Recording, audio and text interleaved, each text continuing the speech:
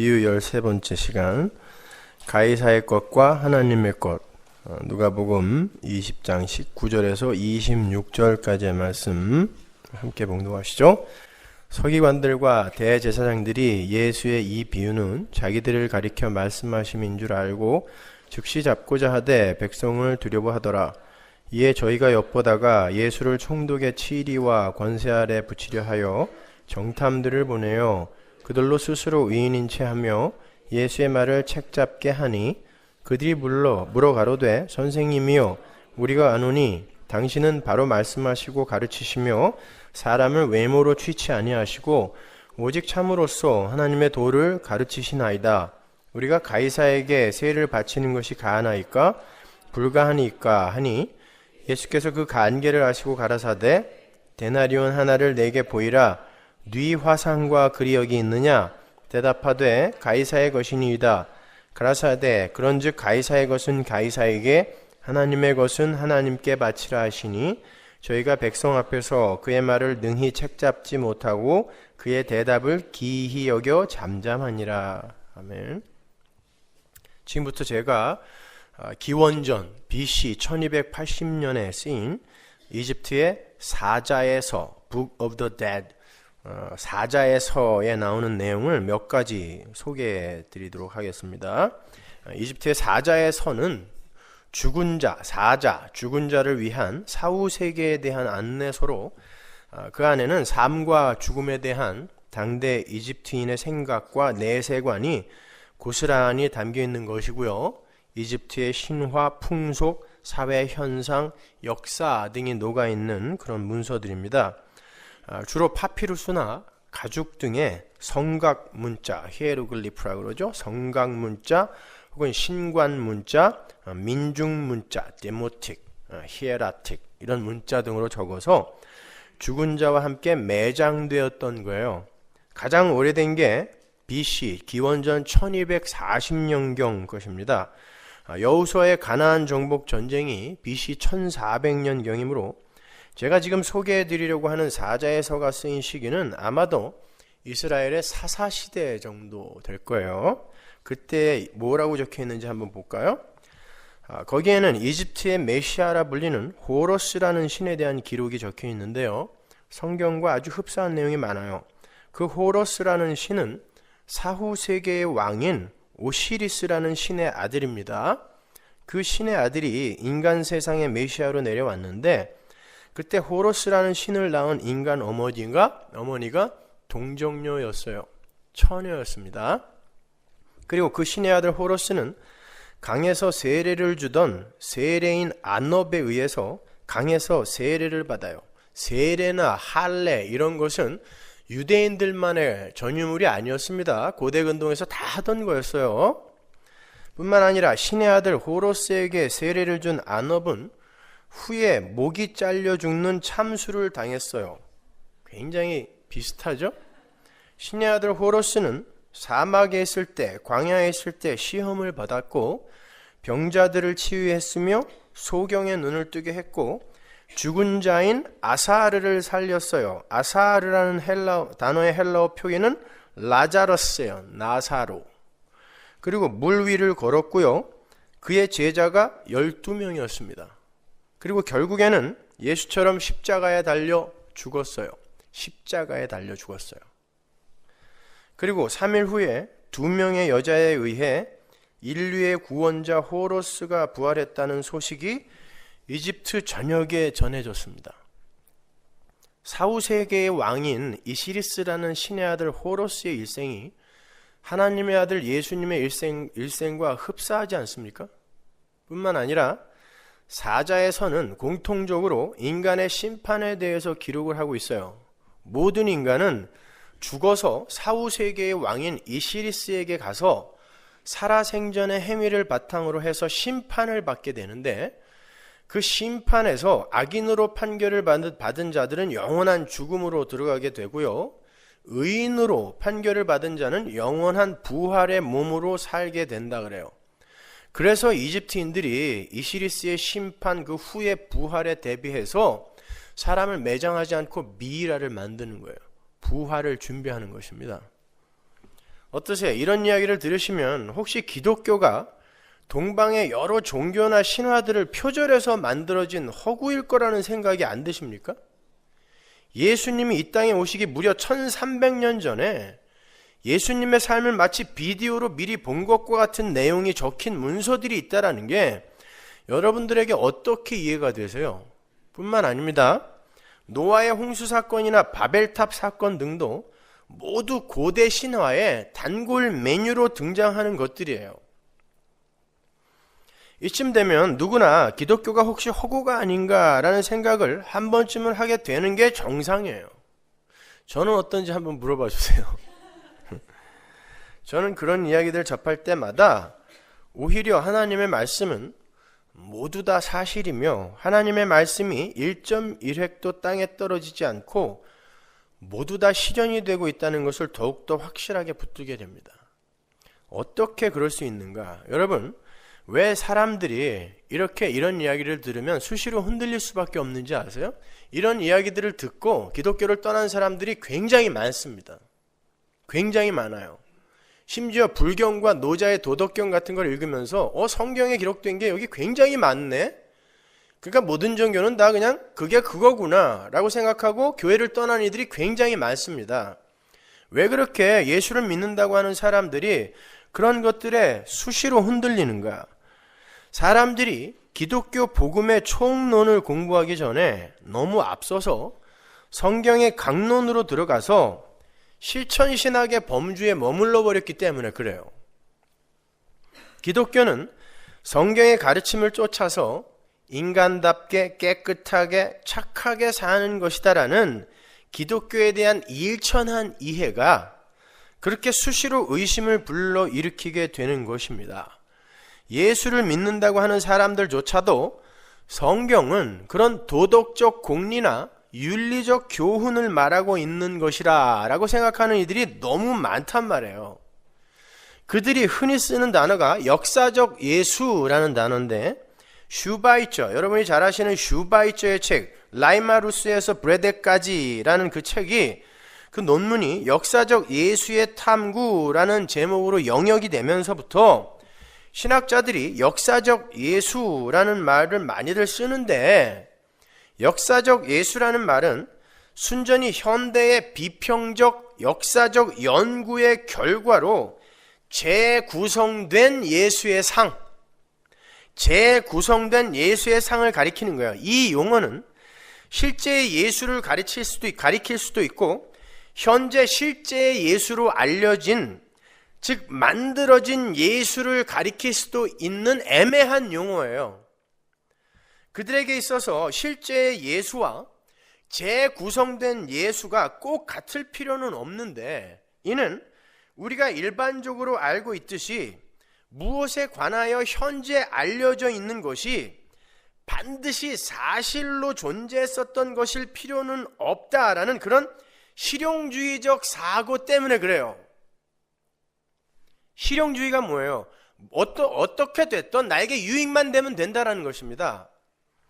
거기에서 교훈만 얻어낼 수 있다면 그것이 실제했던 것이든 실제하지 않았던 것이든 아무 상관이 없다라는 거예요. 만약에 그렇다면 기독교는 큰일 나는 겁니다. 저는 예수에 관한 모든 역사적 사건들이 다 사실이라고 확신하는 사람이에요. 그래서 그들과의 신학적 견해와 성경의 해석이 점점 벌어지게 돼 있어요. 역사적 예수 탐구에 있어서 이러한 차이는 지난 수십 년간 매우 크게 확대되어 나타났어요. 이는 슈바이처를 비롯한 많은 자유주의 신학자들이 예수가 실제 했었고 그의 제자들에게 큰 영향을 끼친 것은 의심할 여지가 없지만 그 제자들이 남긴 예수에 대한 기록 혹은 그 제자들이 생각하고 있었던 예수는 다분히 자기적인 것이라는 주장을 해요. 왜냐하면 성경이 예수의 행적에 관하여 그렇게 많은 신빙성 있는 자료를 제공해주고 있지 못하기 때문이라는 거예요. 그들은 그러한 논중으로 역사적 예수는 역사가 만들어 재구성한 예수라고 강력하게 주장해요. 그러니까 하이데거나 야스퍼스에서 출발한 실존주의가 엉터리 실존주의가 된 거예요. 하이데거나 야스퍼스의 실존주의는 지금의 실존주의와는 완전히 다른 것입니다. 그런 실존주의가 키에르케고르나 포에르바흐를 거쳐서 사르트르나 까미 불투만을 거치면서 지독한 인본주의로 변화되어서 기독교 안으로까지 파고 들어왔어요. 그렇게 해서 기독교가 신론보다는 인간론에 더 관심을 갖고 집중을 하며 인간의 유익과 가치만을 챙기려고 하는 이상한 비빔밥 종교가 된 거예요. 이 시대의 신학은 철학에 지대한 영향을 받았어요. 그 똥덩어리 같은 철학에. 그래서 간디나 슈바이처나 법정 같은 사람이 기독교를 믿는 사람들에게조차 롤모델이 될 수 있는 세상이 되어버린 거예요. 예수를 믿는다고 하는 사람들이 그들을 존경해요. 타종교인인데 존경합니다. 타종교인임에도 불구하고 그렇게 사는 게 선이고 그렇게 사는 것이 진리라는 거죠. 여러분, 기독교인에게 어떻게 그게 가능합니까? 성경은 오직 예수만이 진리이며 오직 예수만이 구원에 이르는 길이라고 그래요. 그건 예수의 공로를 의지하고 예수를 믿는 것 이외에는 다른 어떤 행위도 우리의 구원에 전혀 기여할 수 없다는 말이에요. 그런데 인간 롤모델이 웬 말입니까? 아프리카의 성자라 불리는 슈바이처는 그의 논문인 역사적 예수의 탐구에서 예수님의 죽음은 역사의 수레바퀴에 묻혀서 역사 속으로 사라진 것이라고 이야기를 했어요. 신학자임에도 불구하고요. 예수는 메시아로 이 땅에 와서 하나님 나라의 도래를 기다렸는데 아무리 기다려도 하나님 나라가 안 오는 거예요. 그래서 내가 십자가를 지고 죽으면 올래나? 그리고 십자가를 졌는데도 안 왔잖아요. 그래서 예수님이 마지막에 나의 하나님 어찌하여 나를 버리시나이까 라고 이야기하고 죽었다는 것입니다. 그 슈바이처를 존경한단 말입니까? 그 슈바이처의 행위를 본받아 사는 게 착한 거예요? 그걸 선이라고 합니까? 그래서 제가 그걸 악이라고 하는 것입니다, 여러분. 예수를 인정하지 않는 그의 삶 속에서 나오는 착한 일, 예수가 행한 착한 일을 본받아 나는 그보다 더 착한 일을 할 수 있다라고 박사학위 5개를 다 버리고 아프리카에 가서 평생 살았다고 해도 그건 자기 챙기기예요. 인간의 인간 챙기기란 말입니다. 그것은요. 그것 자체가 죄인 거예요, 여러분. 그를 롤모델 삼아 사는 게 기독교인이에요? 천만의 말씀입니다. 그가 기독교 선교사로서 아프리카에 가서 평생 어떤 예수를 전하다 갔을까요? 그걸 선교라고 합니까? 그냥 50년 동안 아프리카에 가서 흑인들과 같은 데서 자고 같은 밥 먹고 자기의 모든 소유와 모든 소원, 희망 다 버리면 그걸 그냥 선교라고 쳐줘야 되는 거예요, 우리는요? 어떤 예수를 전하는가를 봐야죠. 그가 무슨 고생을 했는가는 아무 상관없어요.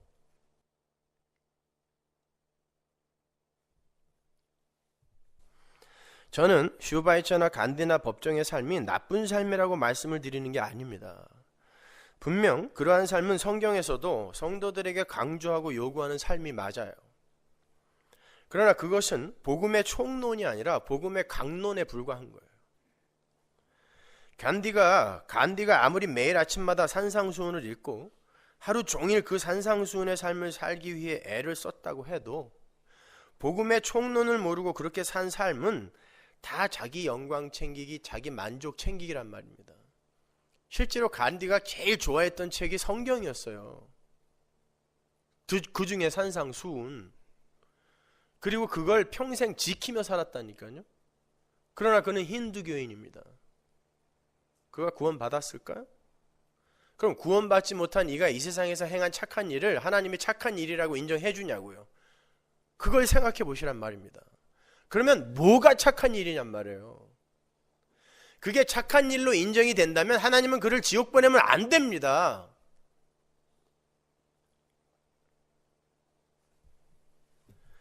제가 지난주에 기독교의 버림, 기독교의 무소유와 세상 사람들의 버림, 세상 사람들의 무소유가 어떻게 다른지를 설명하기 위해 부득이하게 무소유의 삶의 대표자라고 자타가 공인하고 있는 어떤 스님에 대해서 언급을 했었죠.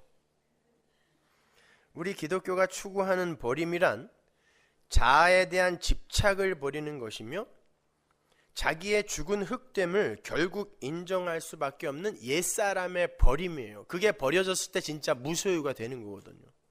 우리는 공술의 공수가 아니라 그랬어요. 죄 갖고 온다 그랬습니다. 그 죄를 버리고 가는 게 그게 무소유예요. 진짜 버림이란 말입니다. 우리의 처음 자리는 죽은 먼지였다라는 것을 아는 자, 그 자는 절대 자신의 종교 행위와 율법 지킴과 착한 삶으로 자기 존재의 가치를 챙길 수 없어요. 자, 그게 진짜 버림이고, 그렇게 버림의 삶을 살게 되는 자들을 성도라고 하는 거예요. 거기에 반해 예수를 알지 못하고 은혜를 알지 못하고 자신의 처음 자리도 알지 못한 채 자신의 평안과 자신의 만족과 자신의 행복을 위해서 자신의 소유를 버리고 남을 위해 봉사를 하고 하는 그 모든 것들은 자아 실현, 자아 성취의 다른 모습일 뿐 절대 자기 부인의 버림이 아니란 말입니다. 그래서 저는 슈바이처나 간디나 법정 같은 타 종교인들이 기독교의 버림을 실천한 사람이 아니라고 분명하게 말씀을 드릴 수 있었던 거예요. 그랬더니 세상이 합심하여 들고 일어섰어요. 지금 세상은 예수의 공로와 예수의 은혜에 의해서가 아닌 자신의 힘과 노력과 깨끗함으로 열심히 자신들의 위상을 높이고 있고요. 그렇게 살다간 이들을 롤모델 삼아서 인간 자체의 가치 있음을 지금 입증하고 있단 말이에요. 인간은 이 정도야라고 지금 자기들의 가치를 입증하고 있는데 그 롤모델들의 가치 있음을 부셔버렸단 말이에요. 누군가가. 그걸 부셔버리면 인간이라는 존재 자체가 무시되고 부정되는 것이잖아요.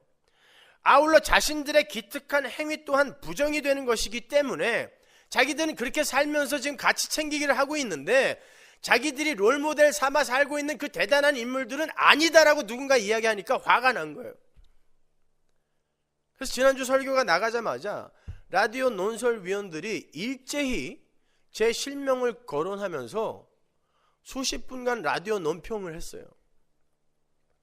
그래서 그날 하루 제가 전화를 수십 통 받았는데 좋아요. 타종교인들이 저를 욕하고 비난하고 너무 배타적이다, 독선적이다, 무식하다 이야기하는 거 얼마든지 감수할 수 있습니다. 왜? 복음을 올바로 전했을 때 세상이 그런 반응을 보일 거라는 건 성경이 이미 이야기한 바이고 그동안에도 숱하게 겪었기 때문에 괜찮아요. 심지어 불교협회 어떤 임원, 젊은이는 저를 죽이겠다고까지 했어요. 괜찮습니다. 오늘 찾아올지도 모르겠어요. 괜찮아요. 그런데 제가 가슴이 아팠던 건 기독교인들이 전화를 해서 어떻게 그 훌륭한 사람들을 설교 시간에 폄하를 했냐는 거예요. 저한테. 기독교인들이. 그것도 개혁을 주장하고 있는 아주 깨끗한 기독교인들이 그 착하신 분들께서 저에게 어떻게 목사가 그런 소리를 하느냐고. 그럼 제가 중입니까? 제가 승려예요? 저는 기독교 목사 아닙니까? 그러면 목사가 기독교 교리를 자기에게 맡겨진 양들에게 올바로 전달하기 위해 타 종교의 교리의 허구에 대해 가르치는 게 잘못된 거냐고요. 보세요. 인간들은 자기들의 자존심에 요만큼이라도 누가 되면 곧바로 칼을 뽑아댑니다. 그게 인간이에요.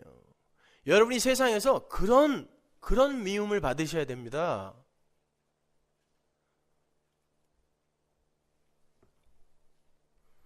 기독교 복음의 총론은 언제나 영광의 하나님에서부터 시작을 해요. 사도행전에 나오는 베드로의 설교, 스데반의 설교, 사도 바울의 설교들을 잘 읽어보세요. 그들이 언제나 그들의 설교를 영광의 하나님이로 시작합니다. 영광의 하나님이, 복음의 주인은 하나님이라니까요. 인간이 아닙니다, 여러분. 크게 착각들하고 있는 거예요. 그러한 영광의 하나님 앞에서 인간들은 자신들의 영광을 챙기기 위해 하나님을 십자가에 매달아 죽이는 자로 들통이 나는 거예요. 그들의 설교 내용이 다 그거였어요. 너희들이 그분을 죽였다. 너희들이 너희들을 살리기 위해 보낸 하나님의 아들 하나님을 죽였다. 그렇게 폭로시킨단 말입니다.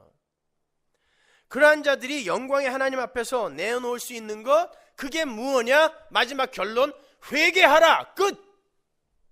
그게 그들의 설교였어요. 회개하라가 끝이에요. 너희들 지금 율법 잘 지키고 있다며, 거짓말 안 한다고 입까지 꼬매고 있더라. 율법 지키겠다고 뒤에서 칼 들고 쫓아오는데 뛰지도 않아. 잘한다. 그래, 잘해.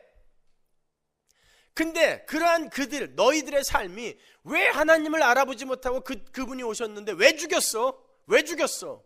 사실 너희들은 하나님에게 관심이 없었던 거야. 그걸 지적하는 거예요. 그러니까 회개하라. 여러분, 인간이 이 땅에서 유일하게 하고 가야 할 게 회개입니다. 회개. 자기 사랑에서 하나님 사랑으로 관점을 돌리는 거예요. 회개는 내가 악한 일을 그만두고 선한 일 몇 개를 하나님 앞에 내어놓는 그런 유치한 게 아닙니다. 그럼 간디도 회개한 거예요? 슈바이처도 회개한 겁니까? 우리보다 100배는 착하게 살다 갔잖아요. 그걸 회개라 그래요? 기독교인보다 타종교인들이 훨씬 착하게 살아요. 훨씬 더. 몰몬교들, 여호와의 증인들 감동스러워요. 아주 감격스럽게 살아요. 그분들은요. 그렇게 구박을 받는데 얼굴 한번 찡그리는 거 못 봤어요. 음료수까지 사옵디다. 그 다음날 우리가 그런 삶을 요만큼이라도 쫓아갈 수 있나요?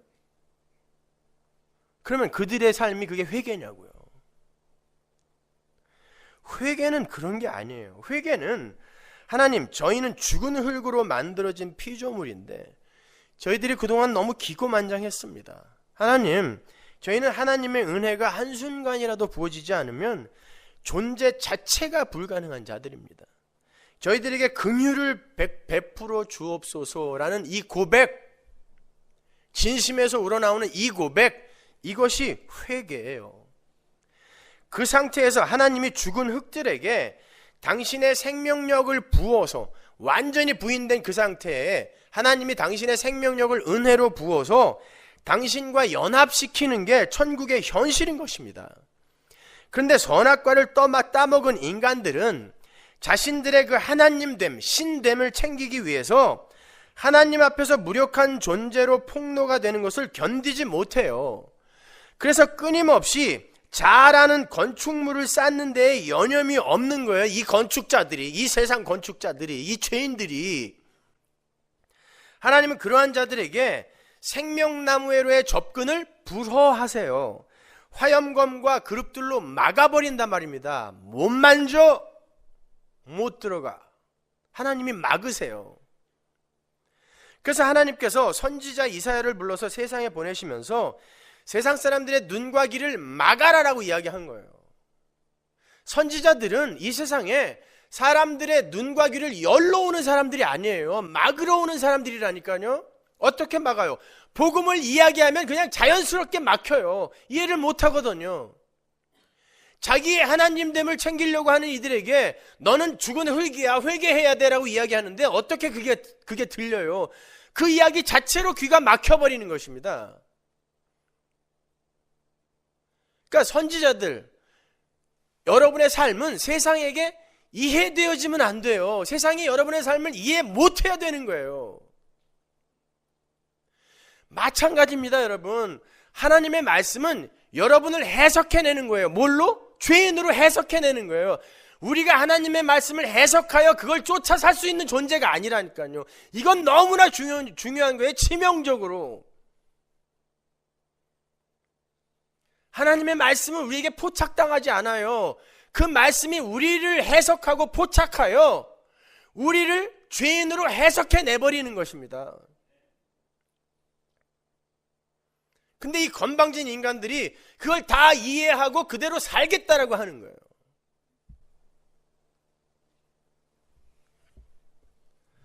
하나님은 선악과를 따먹고 자아숭배에 빠져 있는 자들과는 절대 하나님 나라를 공유할 수 없다는 걸 보여주는 거예요. 그래서 그들의 눈과 귀를 막아버리는 거예요. 하나님이. 그렇게 자기 가치만을 챙기고 자기 만족만을 챙기는 데에 여념이 없는 자들은 자신들이 철저한 죄인이며 하나님께서 언제 지옥에 보내도 아무 할 말 없는 자라는 걸 인정하지 않아요. 하나님은 그들에게 수시로 유사 메시아를 보냅니다. 그들의 눈과 귀를 막으려고. 돈이라는 메시아를 보내기도 하고 명예라는 메시아를 보내기도 하고 자식이라는 메시아를 보내시기도 하세요. 인간들은 그러한 가짜 메시아에 목숨을 걸어요. 아니라고 하면서도. 애초에 하나님의 영광에는 전혀 관심이 없는 그런 이들은 죄에 대해서도 관심이 없고 사망에 대해서도 관심이 없으며 지옥에 대해서도 무관심합니다. 그런 상태에서 조금 전에 제가 말씀드린 사자에서 같은 글을 읽었다고 생각해 보세요. 분명 호러스라는 신에 관한 이집트의 신화가 예수 그리스도의 이야기와 닮은 점이 많이 있어요. 그러나 그 호러스는 죽은 자를 살리고 무리를 걷고 병자를 낫게 하는 기적을 일으켰지만 인간의 죄를 속하는 힘이 없어요. 유일하게 그것만 못해요. 다른 건 다 똑같아요. 돈이라는 메시아도 기적을 일으킵니다. 인간은 돈으로 사랑도 사고요, 인기도 사고 병도 고쳐요. 저는 축구선수, 야구선수들이 그렇게 미인들과 결혼하는 것을 보면서 참 세상은 돈을 좋아하는구나. 그렇지 않아요? 돈이면 사랑도 삽니다. 질병도 고쳐요. 근데 돈이라는 메시아에게는 죄를 속하는 힘이 없어요. 그러한 유사 메시아의 등장은 모두 다 하나님의 생명나무 가리기의 일환으로 보내지는 거예요. 하나님이 일부러 보내보시는 거예요. 예수님 오시기 전에 1300년 전에 하나님이시니까 예수의 삶을 그대로 본 것과 같은 글을 쓰게 만들어 버리시는 거예요. 그리고 나중에 그것을 보는 가짜들에게 얘들아 봐, 1300년 전에 예수와 똑같은 존재가 이렇게 있었대. 예수가 가짜 아니겠니? 뭐하러 예수 믿어? 떠나. 귀를 막아버리시는 거예요. 어차피 가짜들에게.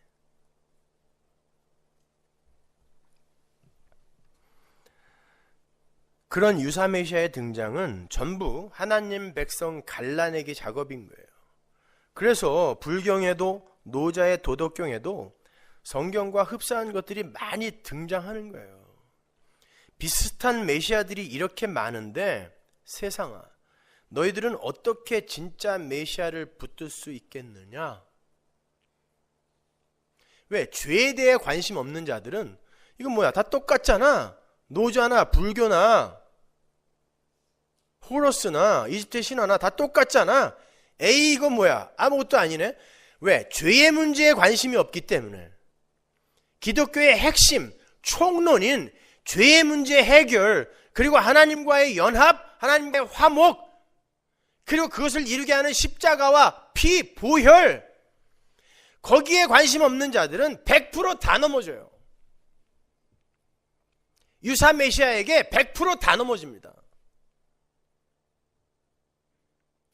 저는 호러스가 아니라 호러스 하레비가 와도 아무리 예수와 더 똑같은 삶을 산 호러스 하레비가 와도 저는 안 속아요. 그들에게는 죄를 사하는 권세가 없습니다. 기독교의 핵심은 그거예요, 여러분. 그런데 그 예수를 하나님의 아들로 인정하지도 않고 그냥 그 예수를 본받아 착하게 선하게 깨끗하게 살면 된다? 이게 기독교란 말입니까? 그리고 그렇게 살다가 간 사람들을 롤모델로 삼아 살아야 돼요, 기독교인이? 그리고 그거 아니다라고 이야기한 사람에게 전화를 해서 죽인다고 얘기를 해야 됩니까? 기독교인이? 이렇게 무식해요, 오늘날 기독교는요. 너무 몰라요. 궁금해하지도 않아요. 그냥 대충 보험료 납입하러 오는 거예요. 일주일에 한번 나와주고 안 나오면 재수 없을까 봐. 여러분, 그게 예수 믿는 겁니까?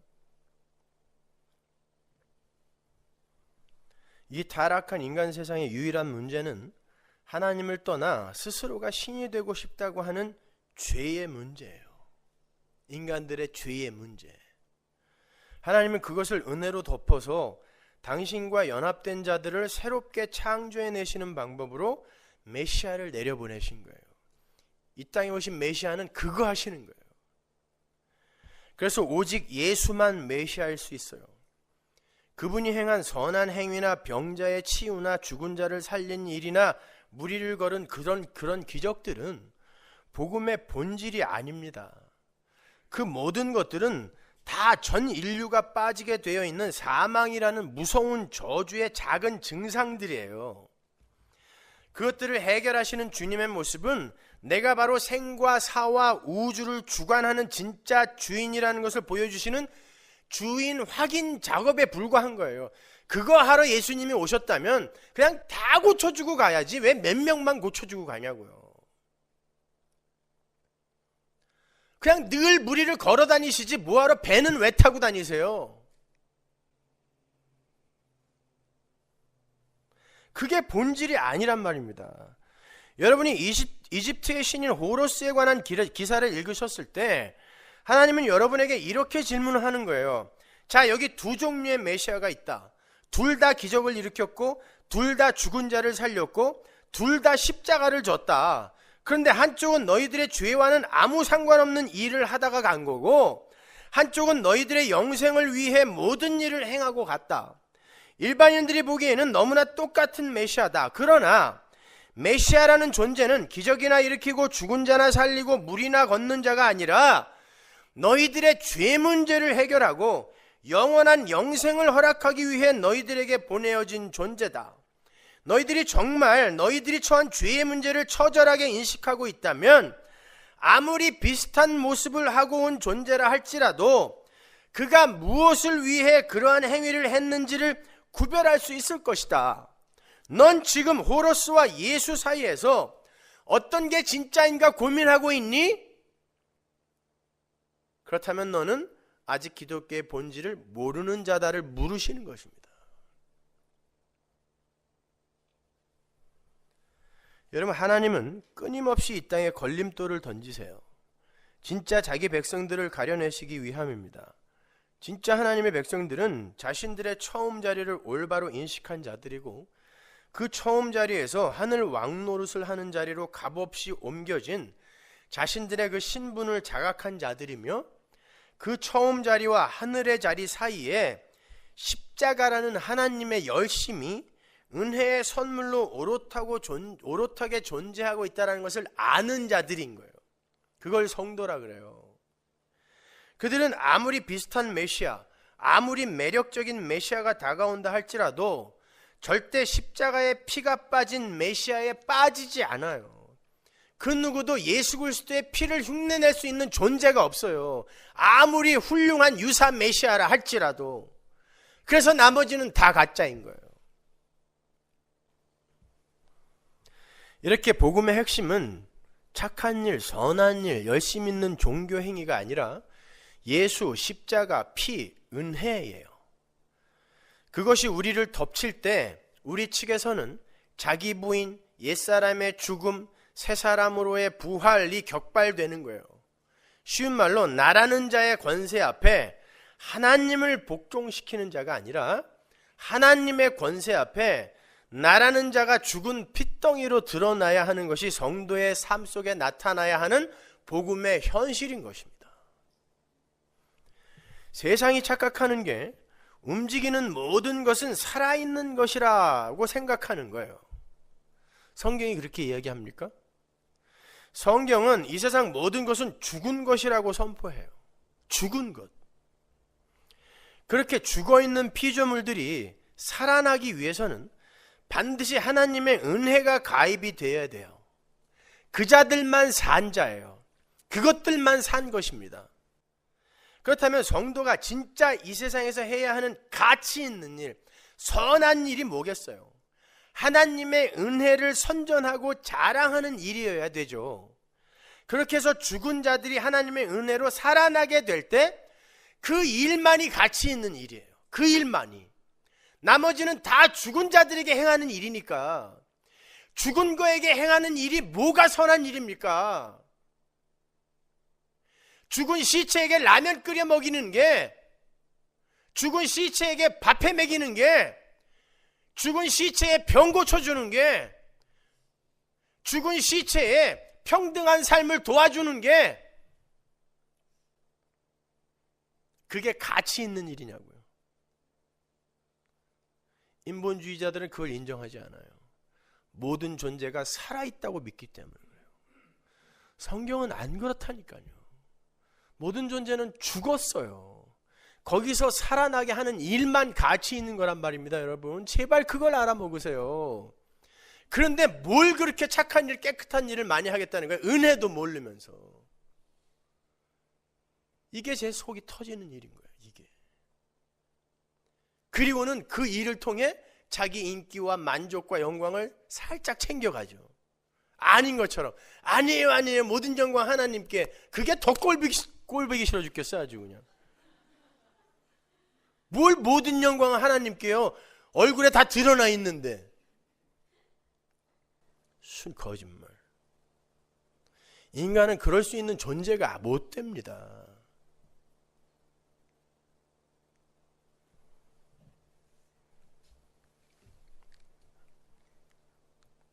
그러한 일들, 도덕적, 윤리적 선한 일들, 하나님의 은혜가 배제된 도덕적, 윤리적 선한 일들은 기독교가 추구하는 가치 있는 일이 아니에요. 성도의 삶의 본질이 아니란 말입니다. 그런 삶 자체가 자아 건축이에요. 잘못된 건축자들의 잘못된 자아 건축. 그렇게 인간이라는 존재의 자아 건축의 현장이 창세기부터 요한계시록 전반에 걸쳐 들켜지고 있는 거예요. 그게 성경입니다. 그래서 성경이 이렇게 지저분한 거예요. 어떨 때는 정말 얼굴이 빨개져서 못 읽을 부분들이 있어요. 왜 그런 걸 폭로시키냐고요, 성경이. 이거 19금으로 만들어야 돼, 이거? 19살 이하는 못 읽게? 그러한 죄인들의 자아 건축의 현장에 감리사가 되어서 그들의 부실 공사를 폭로하는 역할을 했던 이들이 선지자들인 거예요. 니들은 아니야 라고 부실 공사를 폭로시켜버리는 감리사로 오는 게 선지자예요. 여러분도 바로 그런 선지자적 삶을 사셔야 되는 거예요. 지난주에 공부한 포도원 농부들의 비유에서 농부들에게 맞아 죽는 주인의 종들이 다 누구라 그랬어요? 선지자들이라 그랬습니다. 하나님이 보내신 선지자. 도대체 선지자들이 어떤 열매를 요구했기에 악한 농부들이 그 선지자들을 다 때려 죽인 것인지 여러분은 이미 알고 계시지만 제가 누가복음으로 가서 조금 자세하게 설명을 해드릴게요. 누가복음 2장에 보면 성전에서 아기 예수를 기다리다가 예수를 만나고 사라져버리는 두 명의 선지자가 등장해요. 하나는 시므온이라는 남자고요. 하나는 안나라는 여자입니다. 도대체 그들은 어떻게 아기 예수를 메시아로 알아본 것일까? 그들이 하늘의 눈을 가진 선지자들이거든요. 그들의 삶이 어떻게 묘사되어 있는지 잘 보세요. 누가복음 2장 36절. 또 아셀 지파 비누엘의 딸 안나라 하는 선지자가 있어 나이 매우 늙었더라. 그가 출가한 후 7해 동안 남편과 함께 살다가 과부된 지 84년이라. 이 사람이 성전을 떠나지 아니하고 주야에 금식하며 기도함으로 섬기더니. 이 안나라는 선지자는 과부래요. 고대 시대의 과부는 여러분도 아시다시피 버림받은 자, 낮은 자, 연약한 자, 부정한 자의 상징이에요. 고대 시대 때 과부는요. 근데 이 할머니가 어떤 과부냐 하면 결혼한 지 7년 만에 과부가 되어서 84년을 홀로 산 과부예요. 그러니까 적어도 이 할머니 선지자의 나이가 100세가 넘은 거죠. 한 살에 결혼했을 리는 없잖아요. 결혼 생활 7년 하고 그리고 84년을 과부로 살았어요. 더하면 몇? 91. 적어도 9살 이상에 결혼했을 거 아닙니까? 100살은 넘었단 말입니다. 100세가 넘은 할머니 과부가 주야로 금식을 하면서 성전에서 메시아를 기다리고 있어요. 지금은 조금 다르지만 고대 시대에는 여자가 남자의 부속물 취급을 받았어요.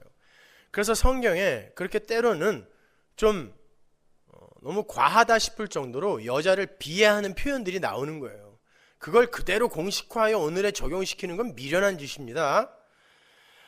여자는 남자의 위상에 따라 자신의 위상이 결정이 되는 남자 의존적 존재였어요. 고대시대 때는요.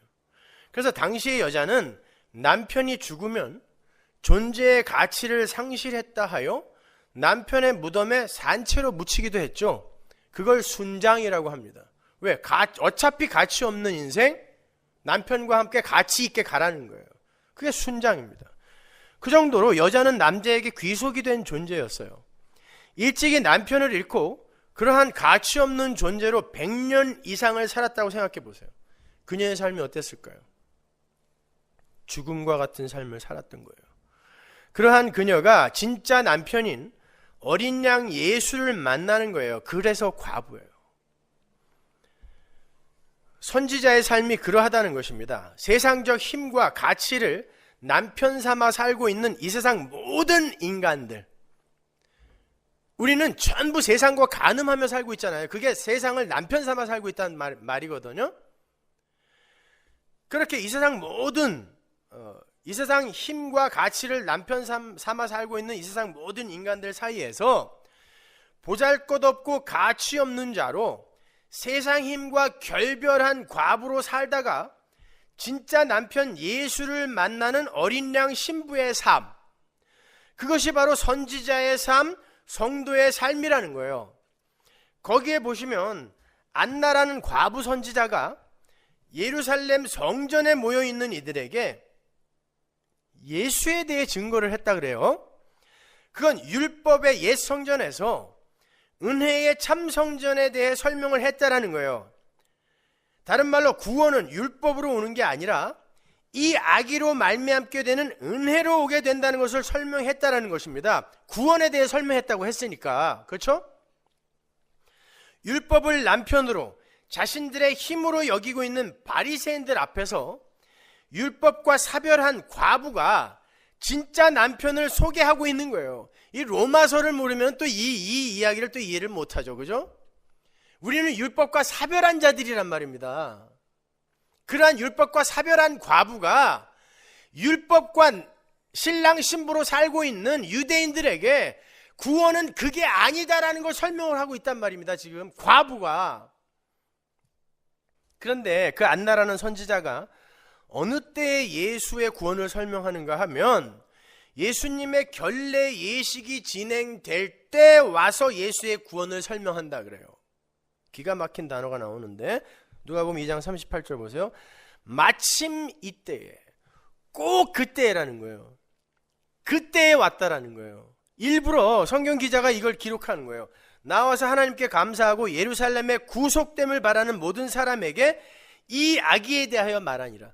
예루살렘의 구속, 구원에 대해 기대하고 있는 이들에게 이 아기에 대해 이야기를 했대요. 그러니까 구원은, 예루살렘의 구원은 어디로부터 온다라는 이야기를 했다라는 거예요. 이 아기로부터 온다라는 이야기를 했다라는 거예요. 그 선지자가. 근데 이때가 어느 때냔 말이에요. 레위기 12장에 보면 여인이 아이를 낳으면 그 아이가 남자아이일 경우에 7일간 부정한 여인이라는 혐의를 받게 되고 33일간을 부정한 자로 격리가 돼야 돼요. 그 다음에 남편과도 합방할 수 있고 그 다음에 사람들을 만날 수 있어요. 여자들 운명 기구해요. 그죠?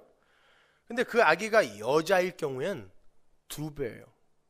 14일 동안 부정한 여인으로 혐의를 받게 되고 66일간을 부정한 여인으로 격리가 돼야 돼요.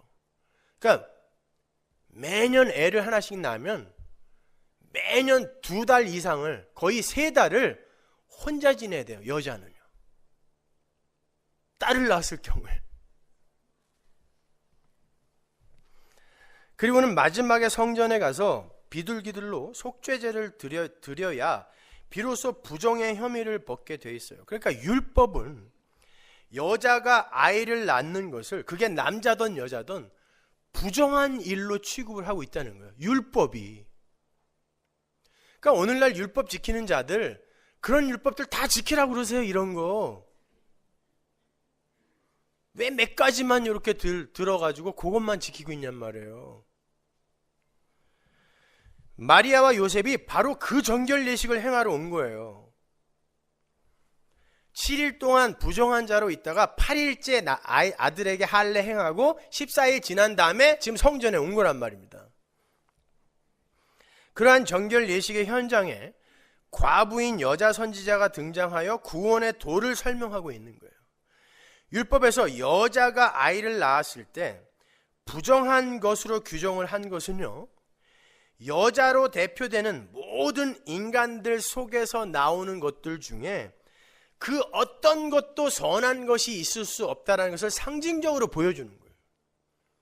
그래서 그게 아이일지라도 부정한 거예요. 인간들의 몸 안에서 나오는 것 중에 깨끗한 거 뭐 있어요? 코딱지? 눈곱? 오줌? 뭐가 있습니까? 그래서 예수님이 이렇게 이야기하는 거예요. 마가복음 7장 15절.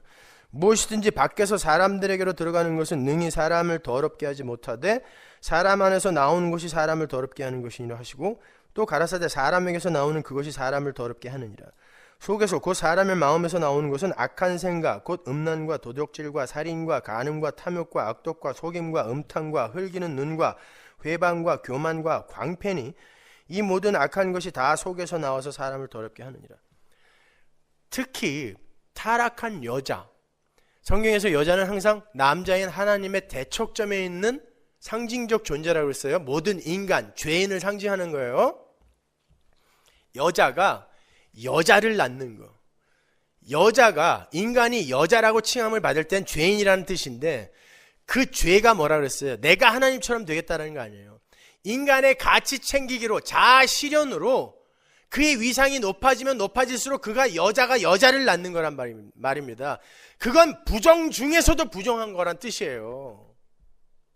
인간 안에서 나오는 모든 게 다 부정한데 그가 자기 가치 챙기기, 영광 챙기기로 인하여 자아 실현, 이 세상에서의 자아의 성공과 번영을 추구하고 실현해내면 낼수록 그것 자체가 부정한 것이다라는 그런 뜻인 거예요, 여러분. 자아 챙기기와 자아 실현의 건축으로 점철이 되는 모든 인간들의 노력과 열심은 부정함의 극치다라는 걸 보여주기 위해 여자가 여자를 낳았을 경우에는 부정함의 혐의가 2배로 늘어난다라고 상징적으로 보여주는 거예요. 성경에서 여자는 말씀드린 대로 남자로 상징이 되는 하나님의 대척점에서 하나님의 은혜를 받지 않으면 죽을 수밖에 없는 그런 피조물들을 상징하는 거예요. 그러한 존재는 반드시 남편인 하나님과 혼인을 해서 그 남편의 자리로 올라가야 비로소 존재 가치가 있는 거예요. 그걸 구원이라고 그래요. 그게 은혜예요. 거기에 신부는 아무것도 한 게 없어요. 롯이 보아스의 신부가 되어서 그지에서 지주로 올라갔을 때 롯이 뭘 했냐고요. 나는 그지입니다 라고 이야기했잖아요. 그 고백 하나 했더니 보아스가 아니야 넌 내 사랑하는 자야 하고 옷자락으로 덮었더니 신부가 되는 거예요. 은혜입니다. 은혜의 옷자락으로 덮는 거예요. 그냥 그게 구원이란 말입니다, 여러분. 그러니까 여자가 그 자리로 내려가야 돼요. 나는 남편 없이는 죽은 몸입니다. 근데 모든 인간이 그게 안 되잖아요. 어떻게 알아요? 실제로 그 모형으로 교회와 예수 그리스도의 관계를 여기서 한번 배워라라고 남자와 여자를 혼인관계로 묶어줬더니 여자들이 계속해서 남자를 타고 넘어가고 있잖아요. 점점 더. 그게 인간의 실존이라는 걸 보여주는 거예요. 앞으로 더 할 거예요. 남자들 각오하세요. 변할 거라고 생각하지 마세요. 하나님이 인간은, 여자는 어떤 존재인지를 여자를 통해 보여줘요. 아이고, 나가다가 또 오늘 교회에서 돌 맞게 생겼네. 바로 그 자리에 세상 남편을 오래전에 잃은 과부가 예수라는 남편을 찾아와서 여자가 여자를 낳는 일을 부정해버리고 여자는 이 세상과 헤어져서 율법 지킴이라는 인간의 자아 챙기기와 결별하고 과부가 되어서 어린 양 남편을 맞아들여야 비로소 살 수 있다라는 그런 구원의 복음을 전하고 있는 거예요. 이게 선지자예요. 그리고는 그 과부가 사라지죠. 자, 지난주에 공부한 포도원 농부의 이야기 속에 그 악한 농부들에게 이 과부가 같다고 생각해 보세요. 열심히 자기들이 원하는 율법의 열매, 제사의 열매, 도덕의 열매, 양심의 열매를 맺고 있는 자신들에게 너희들은 부정한 여자야. 너희들이 낳는 거는 지금 여자야, 딸이야. 너희들은 회개해야 돼. 정결 예식 행해야 돼. 다른 열매 내놔. 예수의 공로만 의지하겠다라는 회개의 열매 내놔. 그랬을 때 어떻게 하겠냐고요. 이 과부를, 이 여자를 죽이죠. 그래서 죽인 거예요. 없는 열매 자꾸 달라 그러니까. 죄인들은 절대 못 맺는 열매거든요. 두 번째로 예수님의 정결 예식 현장에 나타난 이가 시므온이라는 사람이에요. 성경을 잘 보시면 안나와 시므온의 이야기에 안나라는 선지자는 아셀 지파 사람이라는 것이 기록이 되어 있는데 시므온이라는 사람이 어떤 지파인지가 기록이 안 돼 있어요. 그것은 시므온이라는 이름 속에 지파에 관한 비밀이 담겨 있음을 암시하는 거예요. 그래서 성경이 굳이 안나의 지파를 밝혀놓는 거예요. 그건 전혀 쓸모없는 거거든요. 근데 일부러 시므온이 속한 그 지파의 이야기를 여기서 한번 유추해 보라고 안나의 지파를 써놓은 거란 말이에요. 아셀 지파라고. 시므온 지파의 시조인 시므온이라는 사람은 레아의 둘째 아들이죠. 근데 그 시므온이 레위와 함께 큰 사고를 저질러요. 누이 동생 디나가 하몰의 아들 세겜에게 강간을 당하자 그들을 몰살시키기 위해서 그들에게 할례를 받게 한 후에 치사하게 제일 아플 때 칼을 들고 찾아가서 다 죽여버려요. 그 일로 두 사람은 저주를 받게 되는데 그것이 야곱의 유언이 나와요. 창세기 49장 5절 보세요. 시므온과 레위는 형제요 그들의 칼은 잔해하는 기계로다. 내후나 그들의 모의에 상관하지 말지어다. 내 영광아 그들의 집회에 참여하지 말지어다. 그들이 그 분노대로 사람을 죽이고 그 혈기대로 소의 발목 힘줄을 끊었음이로다. 그 노염이 혹독하니 저주를 받을 것이요 분기가 맹렬하니 저주를 받을 것이라. 내가 그들을 야곱 중에서 나누며 이스라엘 중에서 흩으리로다. 지금 시므온과 레위는 선악과를 따먹고 신이 되어버린 자신들의 자존심을 챙기기 위해서 다른 이들을 향해 아무 때나 칼을 들 수 있는 세상 모든 죄인들의 모형으로서 저주를 받고 있는 거예요. 시므온과 레위는 나란 말입니다. 우리예요. 그래서 그들은 반드시 저주를 받아서 이스라엘 중에서 흩어져야 돼요. 그런데 하나님은 레위 지파를 부르셔서 당신을 섬기게 하시고, 여기에 대해서는 제가 여러 번 설명해 드렸으니까 넘어갈게요. 레위 지파에 대해서는 시므온 지파도 살려내세요. 여기에 대해서는 제가 설명 안 해드렸었죠. 그죠? 어떻게 살려내는지 한번 보세요. 여호수아 19장 1절. 둘째로 시므온 곧 시므온 자손의 지파를 위하여 그 가족대로 제비를 뽑았으니 그 기업은 유다 자손의 기업 중에서라. 분명 그들은 그들의 죄로 말미암아 이스라엘 중에서 흩어져야 돼요. 그래서 기업을 받으면 안 됩니다. 야곱 자손들 중에서 분산이 되어야 돼요. 근데 그들에게 기업이 돌아간단 말입니다. 이거 하나님의 언약이 지금 깨지는 거예요. 근데 누구의 기업이 나누어져요? 지금 읽었잖아요. 유다 지파의 기업이 시므온에게 나누어져요. 죽어야 할 시므온에게, 사라져야 할 시므온에게 유다 지파의 기업이 나누어진단 말입니다. 그렇게 해서 시므온 지파가 살아남는 거예요. 결론부터 말씀드리면 죽어야 할 시므온이 유다 지파의 후손인 예수에 의해 살아나는 걸 시므온 지파의 역사가 보여주는 거예요. 그 시므온 지파의 후손 시므온이 유다 지파의 후손 예수 앞에 나와서 비로소 그 공허를 해결하고 평안하게 돌아가는 거예요. 그게 선지자입니다. 민수기 1장 23절 보세요. 시므온 지파의 계수함을 입은 자가 59,300명이었더라. 민수기 처음에 시므온 지파가 6만 명에 육박했어요. 민수기 마지막 보세요. 26장 14절. 이는 시므온 종족들이니 계수함을 입은 자가 22,200명이었더라. 반 이하로 뚝 떨어졌죠. 하나님의 언약이 성취되어져 가고 있어요. 점점 쇠하여져 가는 거예요. 흩어져 가는 거예요. 저주받아 죽는 것입니다. 누가복음 2장 28절 보세요. 시므온이 아기를 안고 하나님을 찬송하여 가로되 주제여 이제는 말씀하신 대로 종을 평안히 놓아주시는도다. 내 눈이 주의 구원을 보았사오니 이는 만민 앞에 예비하신 것이요 이방을 비추는 빛이요 주의 백성 이스라엘의 영광이다 하니. 하나님의 저주로 쇠하여지고 있는 자 시므온이 유다 지파의 후손으로 오시는 어린 양 예수에 의해서 그의 공허를 해결하고 평안으로 들어가는 거예요. 죽을 것 같았는데, 그 공허 때문에 죽을 것 같았는데, 목마름과 배고픔 때문에 죽을 것 같았는데 이제 이분을 보니 평안하구나, 나는 이제 죽어도 돼 하고 사라지는 거예요. 죽는 거예요. 그는 흥하고 내가 쇠하는 거예요. 이게 선지자인 거예요. 여러분, 그 예수를 만나고 나는 이제 죽어도 돼, 죽어도 괜찮아 라는 고백을 한 번이라도 해본 적이 있냔 말이에요. 그게 선지자란 말입니다. 그게 성도의 삶인 거예요. 여러분,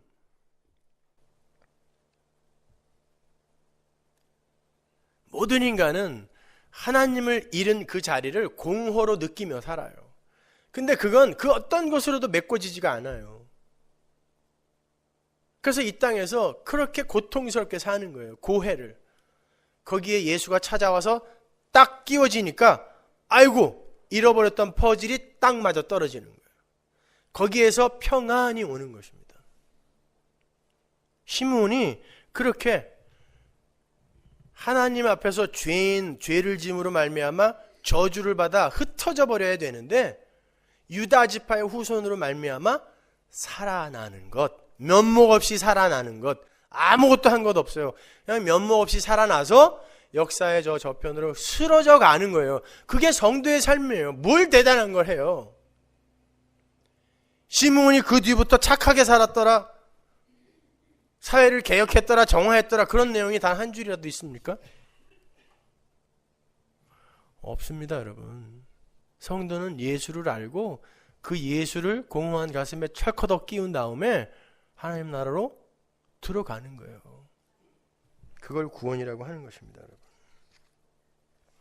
그러니까 시므온은 구원을 설명하는 선지자로서 시므온과 유다 지파의 역사를 한 몸에 품고 와서 구원이란 이렇게 마땅히 흩어지고 분산되어 죽어야 할 자들에게 유다 지파의 후손으로 오신 예수의 은혜가 부어져서 평안이 허락되는 것임을 설명하는 거예요. 그게 선지자예요. 역시 은혜를 설명하는 거죠. 그 시므온과 안나라는 선지자들이 옛 성전에서 새 성전으로 오시는 은혜의 예수를 만나고 처절한 쇠함과 약함과 부정과 저주의 상태에서 어린 양의 신부로 엮어지는 그림이 누가복음 2장인 거예요. 그러한 시므온과 안나의 삶을 예수가 그대로 살다 가지 않습니까? 그래서 히브리서 1장에서 예수님을 가리켜 모든 선지자들의 총합이라고 묘사를 하는 거예요. 하나님께서 계속해서 선지자들로 말씀하시다가 마지막에 아들로 말씀하셨다라는 건 그가 선지자들의 총합이라는 이야기란 말입니다. 그래서 예수가 그런 선지자의 삶, 맞아 죽는 삶을 살 수밖에 없어요. 우리가 그 삶으로 연합이 되는 거란 말입니다. 성도가. 그러니까 세상에서 과부되는 거예요. 세상에서 쇠해지는 거예요. 사라지는 거예요. 은닉되어져 버리는 거예요.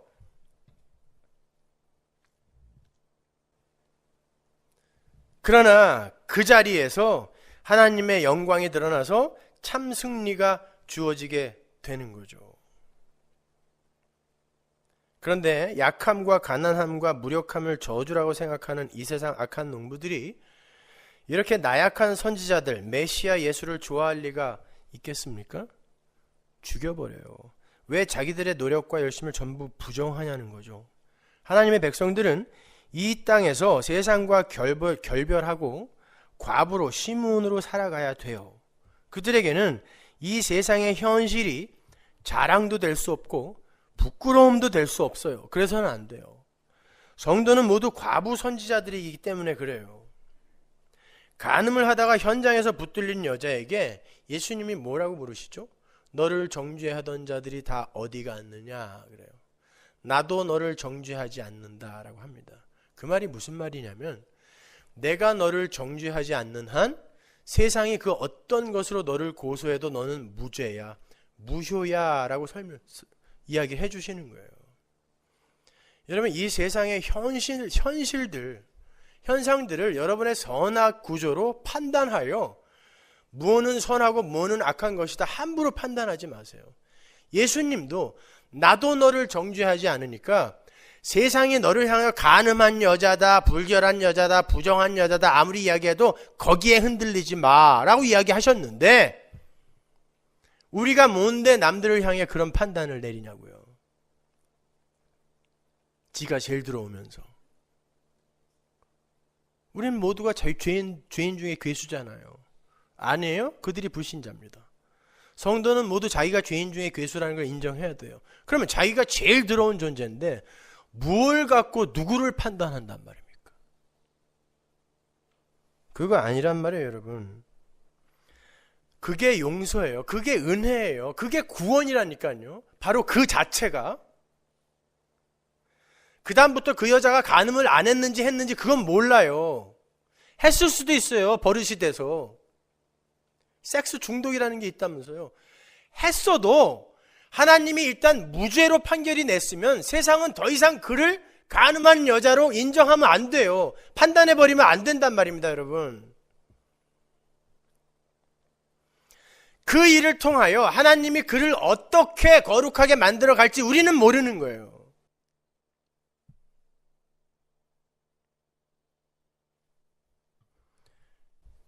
주님께서 그렇게 포도원 농부의 비유를 통하여 율법을 기각하시고 은혜의 복음을 이야기하시는데 율법주의의 상징인 바리새인들과 서기관들은 절대 그 은혜의 현실을 이해 못하죠.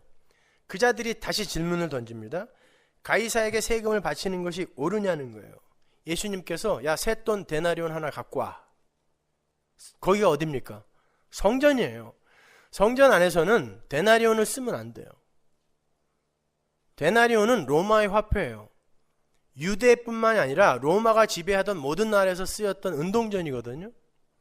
거기에는 황제 가이사의 사진과 그림과 이 가이사가 신이다라는 말이 써 있단 말이에요. 그래서 성전 안에서는 항상 갈릴리 두로의 돈을 썼어요. 거기는 그런 그림이 없었거든요. 그래서 성전 안에 돈 바꿔주는 자가 있었던 거예요. 데나리온을 두로의 돈으로 바꿔준 거예요. 커미션 띄고. 그걸 제사장들이 했다니까요. 엄청 뛰었어요. 여러분 6월절날 200만 명이 왔는데 200만 명이 와서 돈을 바꿨다고 생각해 보세요. 안 바꾸면 안 돼요. 성전에서 안 받아줘요. 헌금으로 그걸. 그런데 그 성전 안에서 쇳돈 데나리온 갖고 와봐 그랬더니 낼름 꺼냈는데 데나리온이 있어요. 주머니에. 그들은 로마 황제 가이사에 종속되어 있었던 존재였다라는 걸 거기서 그냥 들킨 거예요.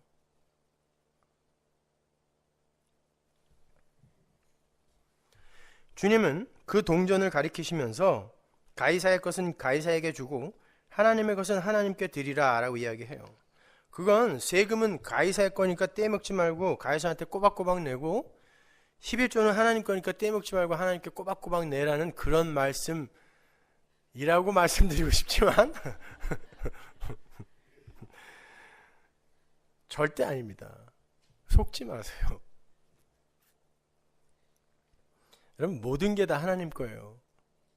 우리가 하나님께 바쳐야만 하나님 거예요? 모든 게 다 하나님 거예요. 심지어 가이사의 황제 자리도 하나님 거예요. 이 세상에 가이사 것이 어디 있어요? 없어요. 모든 게 다 하나님 거예요. 로마서 13장 1절 보세요. 각 사람은 위에 있는 권세들에게 굴복하라. 권세는 하나님께로 나지 않음이 없나니 모든 권세는 다 하나님의 정하신 바라. 가이사 누구 것? 하나님 거. 근데 가이사의 것이 어디 있어요? 다 하나님 거지. 그럼에도 우매한 인간들은 가이사로 대표되는 세상의 힘을 실존하는 신으로 여기며 산다는 거예요. 그게 맘모나스입니다. 맘모나스예요. 예수님이 말씀하신 맘몬, 신으로 여기며 살아요. 실존하는 신.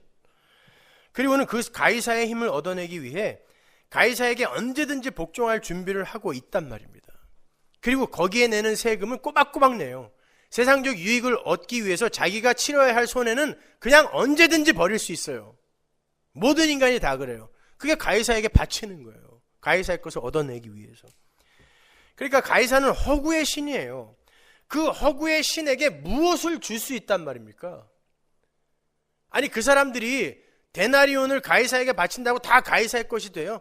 아니, 가이사의 사진이 찍혀 있으면 그 돈이 다 가이사의 것이에요? 아니잖아요. 근데 예수님이 무슨 말 하는 거냔 말이에요, 지금. 가이사의 것은 가이사에게 주라라는 그 말씀은 가이사, 즉 세상 권세에 속해 있는 자들은 세상 일에만, 가이사의 일에만 관심을 가질 수밖에 없다라는 것을 나타내는 거예요.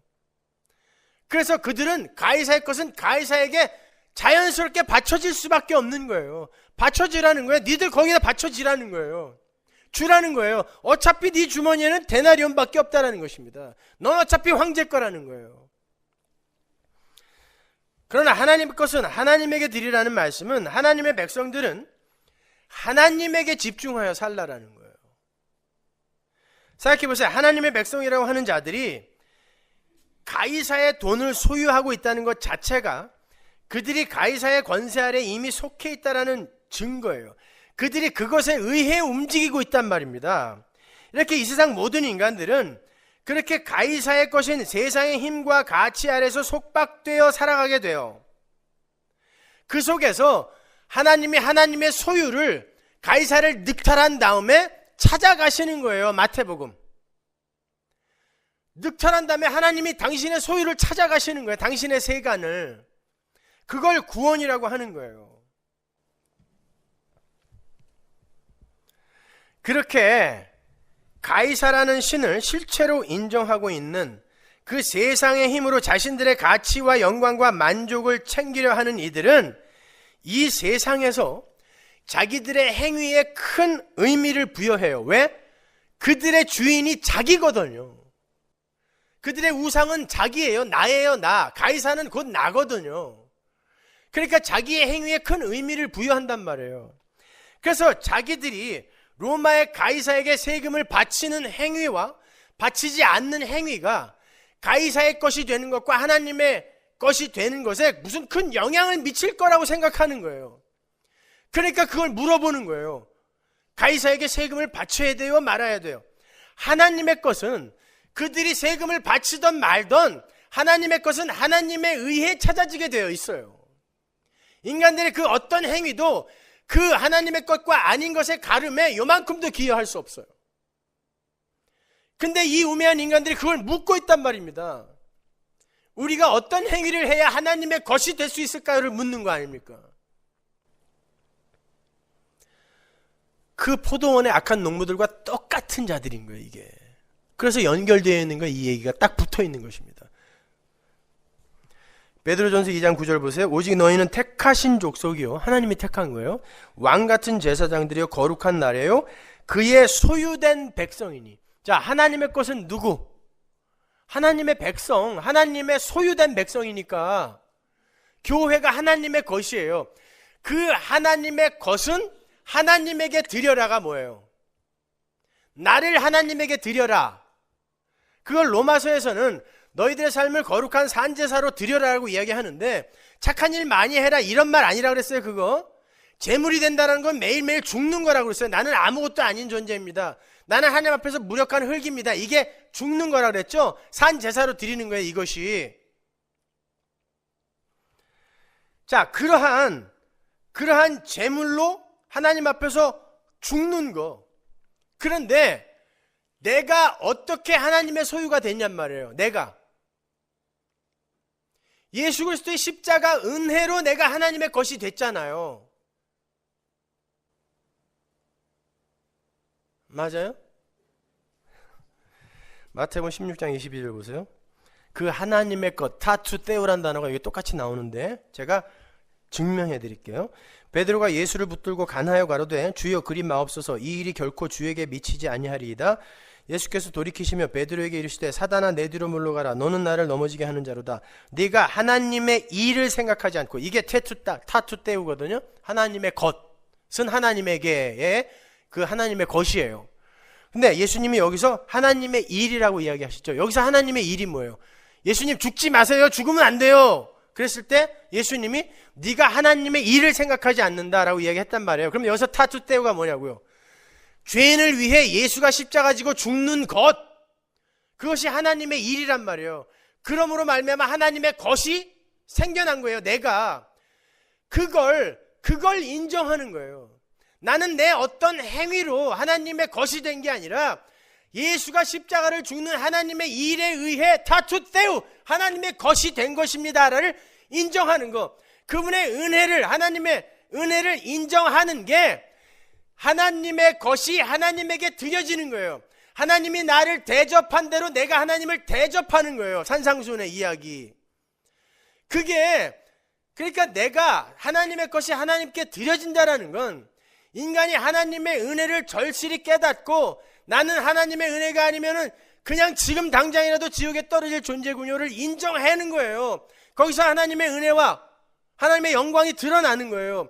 그게 하나님의 것이 하나님께 드려지는 거예요. 그러니까 여러분이 하나님의 것을 하나님께 드리는 건 11절 꼬박꼬박하고 헌금 꼬박꼬박하고 해서 하나님의 나라에 여러분의 재물을 쌓는 게 아니라 나는 하나님의 은혜로 이렇게 하나님의 것이 됐네요 라고 그 은혜를 즐기면서 사는 거예요. 그냥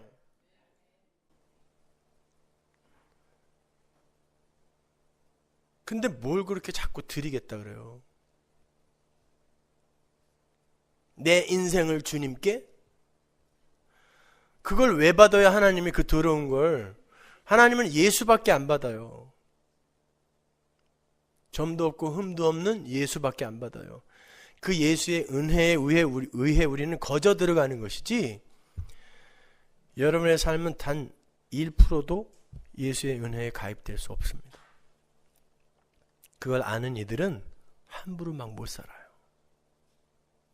그래서 그 감사한 예수님의 은혜, 그 은혜 앞에서 해체되는 자, 안나의 삶, 과부의 삶, 쇠하는 시므온의 삶을 살게 되는 거예요. 그것 또한 하나님의 열심으로 이루어지는 거죠.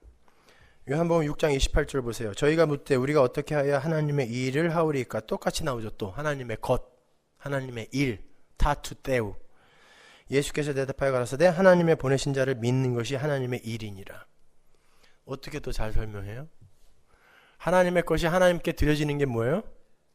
예수 믿는 거라니까요. 예수를 믿는 게 뭐예요? 예수만 믿는 게. 예수 이외에 그 어떤 것도 구원의 길이 될 수 없다. 법정이고 나발이고 안 된다는 거. 그게 하나님의 것이 하나님께 드려지는 거란 말입니다. 예수만 믿는 거예요. 아셨어요? 그런데 우리의 삶은 하나님의 것으로 하나님께 바쳐지는 일보다는 가이사의 것으로 가이사에게 바쳐지는 경우가 훨씬 많죠. 솔직히 그렇잖아요. 가이사의 것으로 가이사에게 드려지잖아요. 거의 대부분의 시간이. 우리의 삶이 그래요. 그럴 때 어떻게 해야 돼요?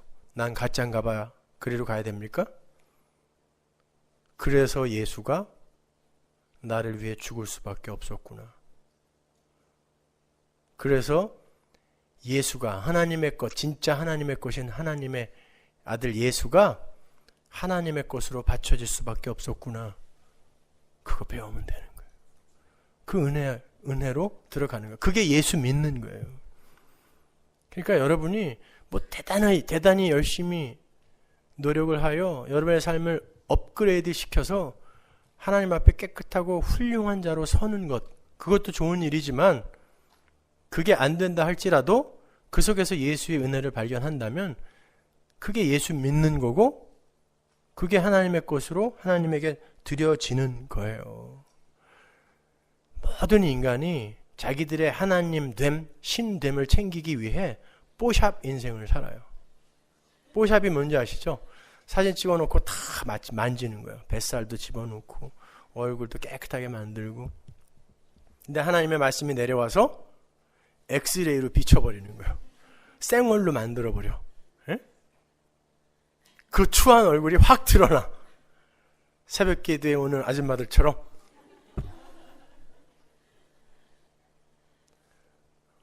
괜찮아요. 굉장히 저는 그게 아름다워 보여요. 그러나 눈썹은 그리고 오세요.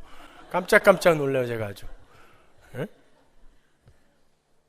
그렇게 자기가 확 드러났을 때 여기에 예수의 옷이 입혀져야 된다라는 걸 인정하면 돼요. 그게 예수 믿는 거예요. 그 은혜, 그 안에서 자유롭게 사십시오.